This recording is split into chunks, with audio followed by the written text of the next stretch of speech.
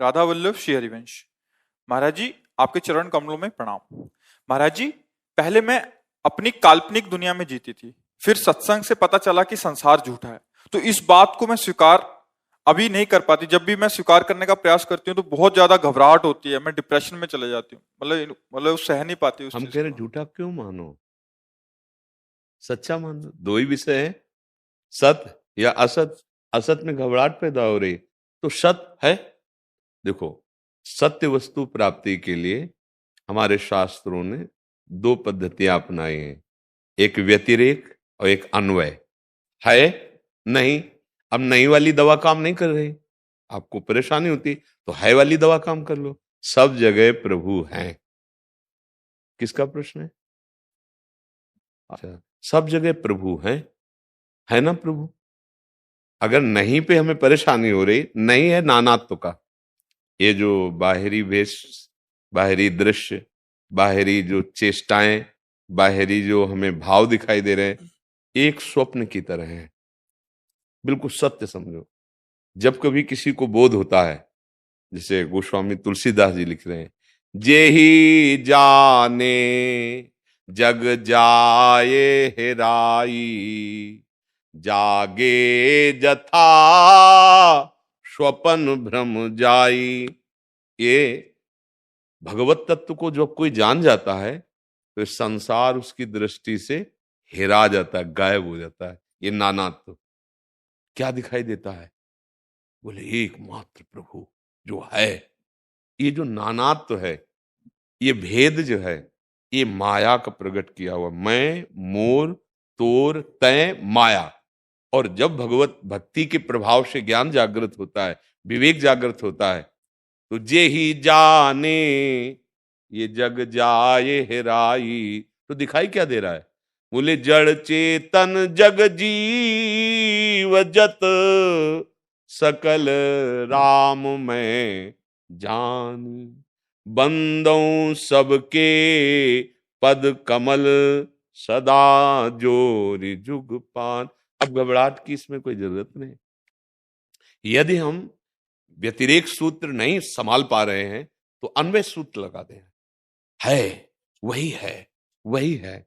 पत्नी में वही है, पुत्र में वही है, पति में वही है। प्रभु, मैं तुम्हें पहचान नहीं पाया। नाथ, हमने जो जो कामना की, आप वही वस्तु, व्यक्ति, स्थान का रूप धारण करके आप हमारे सुख के लिए, नाथ अब मैं पहचान रहा हूं गुरु कृपा से कि आप ही हो। अब इसमें क्या घबराहट है? क्यों बच्चा? अगर हम ने नकारात्मक भाव, तो हमें घबराहट लग रही तो हम सकारात्मक भाव ले लेते हैं। हमारे पास तो दोनों सूत्र है ना, ये नहीं है, ये नहीं है, ब्रह्म सत्यम जगन मिथ्या, ये नहीं, ये नहीं। अब घबराहट पैदा हो रही क्योंकि हमारे पास अध्यात्म बल नहीं है, हमारे पास भजन बल नहीं है, हमारा मन मलिन हो चुका है।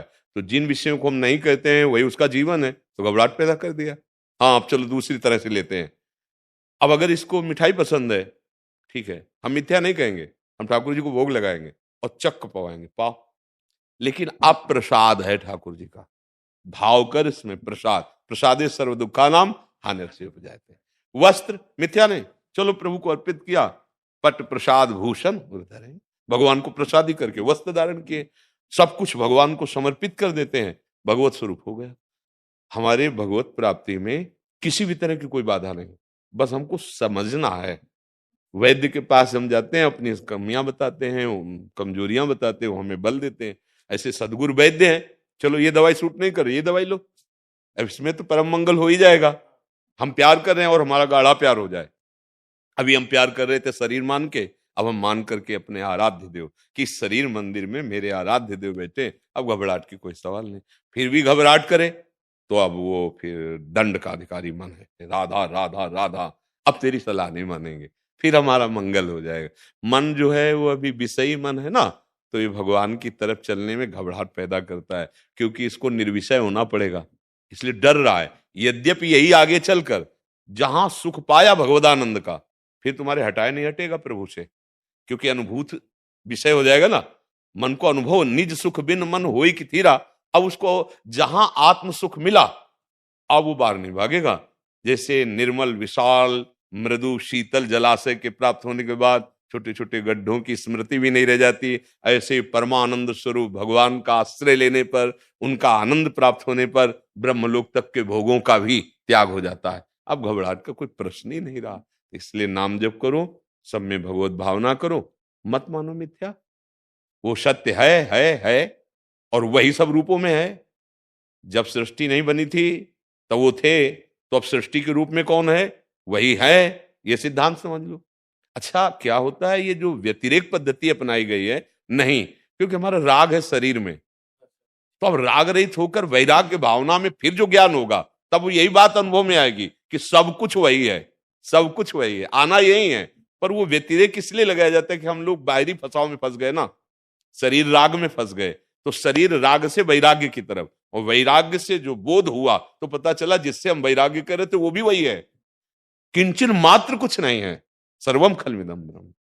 किंचन मात्र, मत्ता परतरम नान्यत् किंचिदत्, किंचन मात्र कुछ नहीं है। तो हमें तो लगता है बच्चा ये सिद्धांत स्वीकार कर लो, है सब रूपों में वही है, बढ़िया आनंद आ जाएगा, इसमें घबराहट की क्या बात है जी।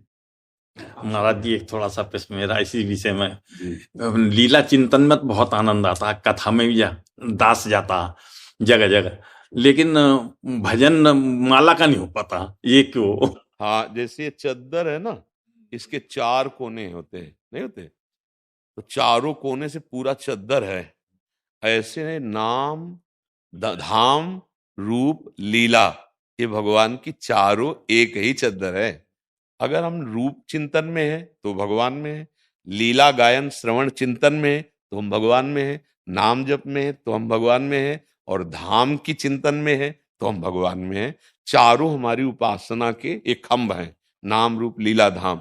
अब हम किसी एक में है तो हमें शोक नहीं करना, एक कोना पकड़ो और खींचो, पूरा चद्दर आ जाएगा कि नहीं आ जाएगा? चारों कोने थोड़ी पकड़ के खींच रहा है, कोई एक कोना पकड़ो और खींच लो तो पूरा चद्दर तुम्हारे हाथ में आ जाएगा। नाम रूप लीला धाम, किसी एक को पकड़ लो।